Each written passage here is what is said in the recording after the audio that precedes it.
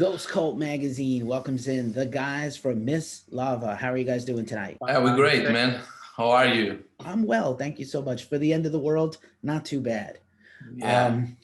Super glad to have you here. New album is out now on Small Stone Records, a label we're very fond of. And Doom Machine, the very ominous name.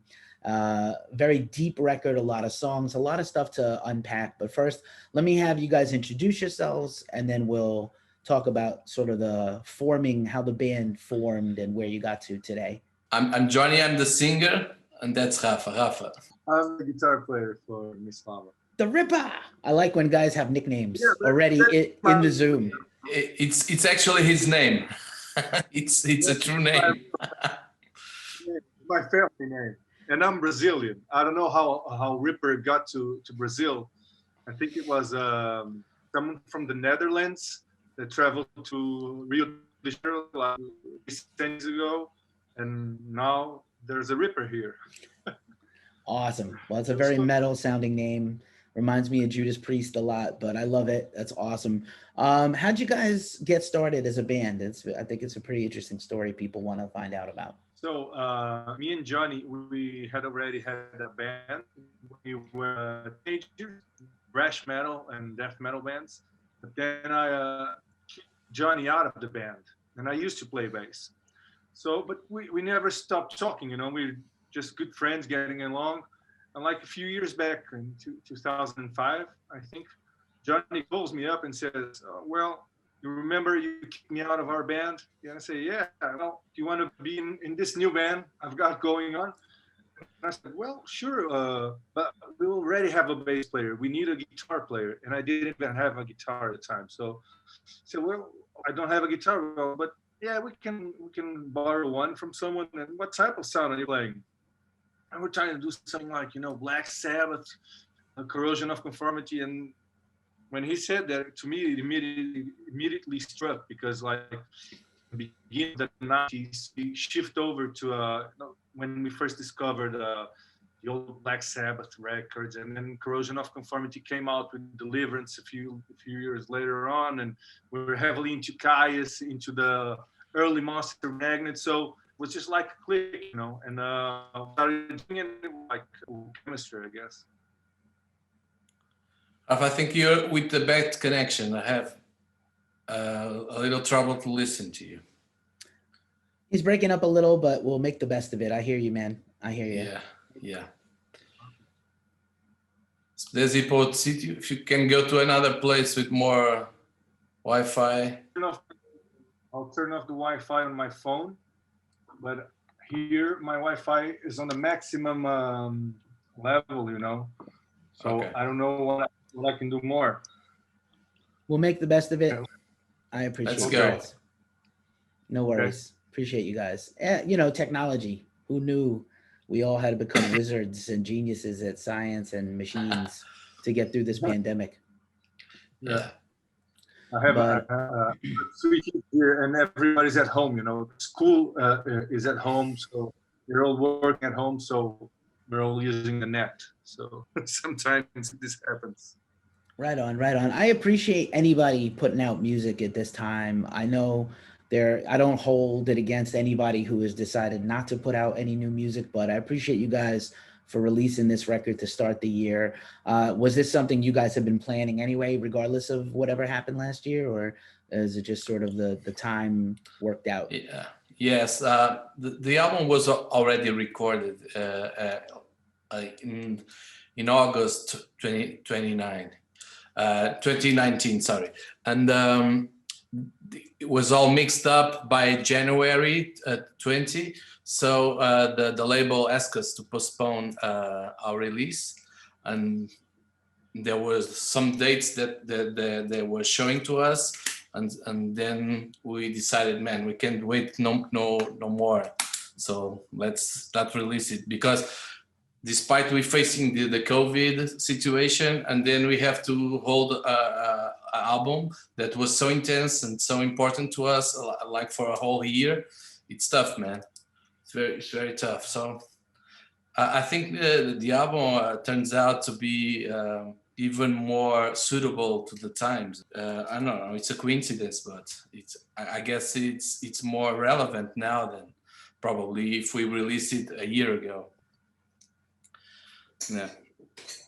Nice. Good. I love how deep the record is, and actually my favorite thing about the band and the record is, as heavy as it is, it's very melodic, and you guys put a lot of emphasis on guitar and voice melodies, which a lot of bands in this scene don't do. It's just like, Yeah. be as heavy as possible, which I love, obviously, but I love that you guys you have a very good ear, I think, for melodies, all of you in the band. Yeah, So it's good. It's good to have that kind of feedback. Yeah, man. Right on. Well, you mentioned COC and Caius. So those guys, that's kind of what it reminded me of, like those early Caius records where John had those great vocals on top of the riffs. And I think that's, you know, that's a thing you guys have really, really perfected a little bit for your style. Thanks. Yeah, well, Thanks again. when we started creating stuff for this album, you know, writing music for this album, we tried to take off from a jamming point of perspective.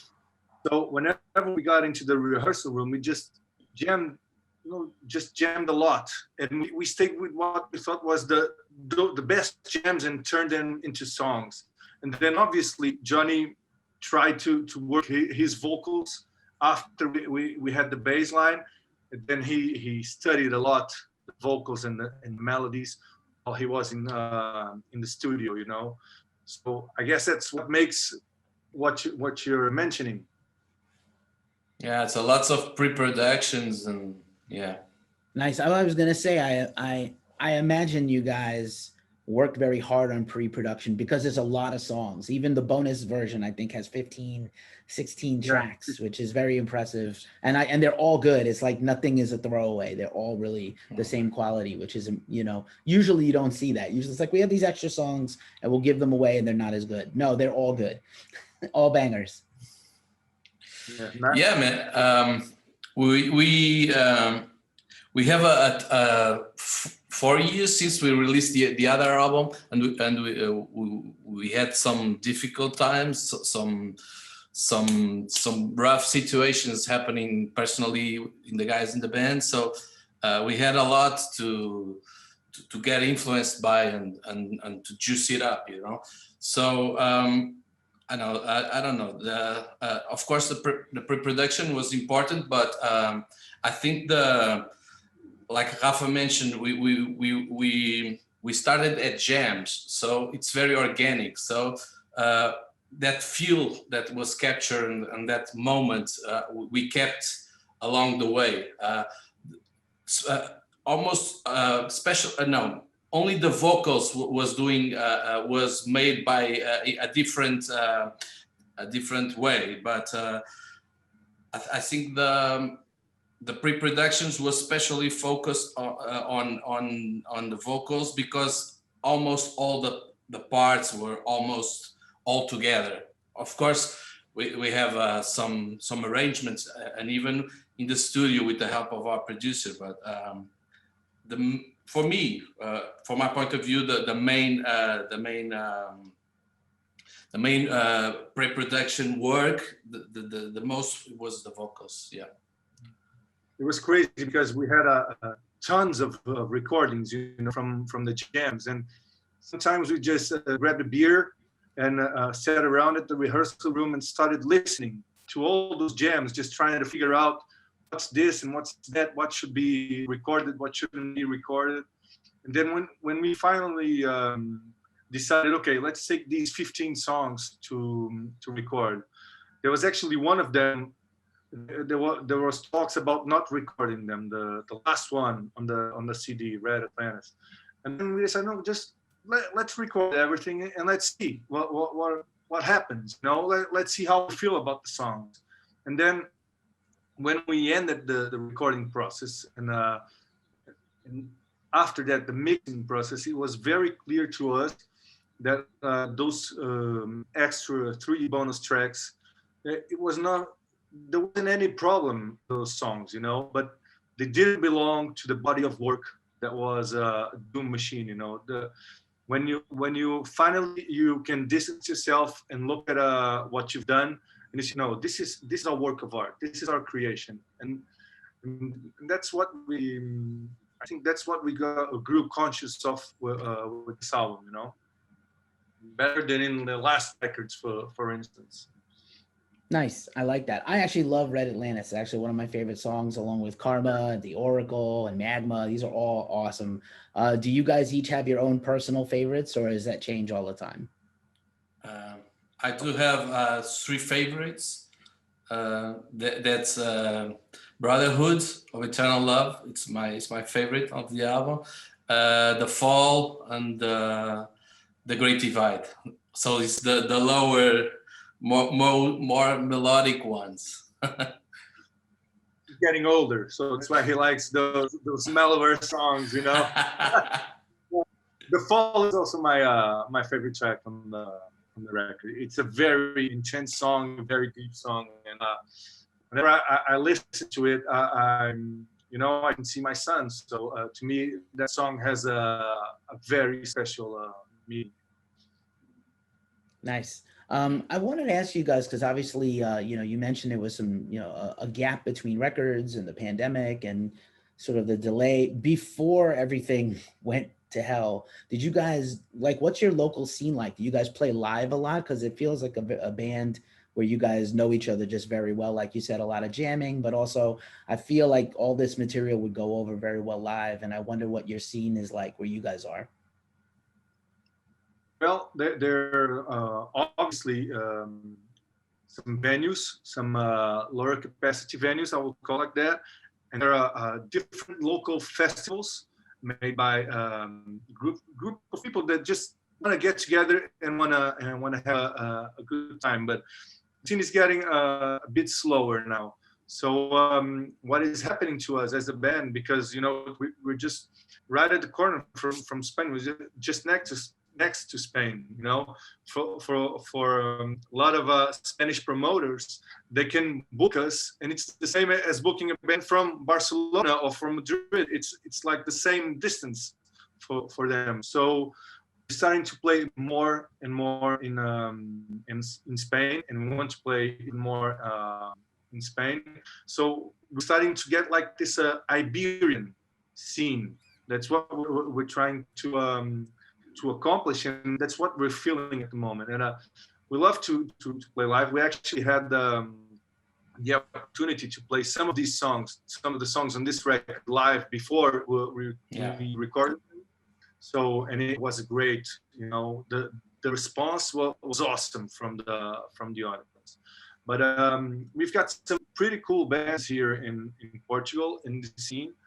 I would definitely recommend people check out Black Bombaim if they haven't already checked them out.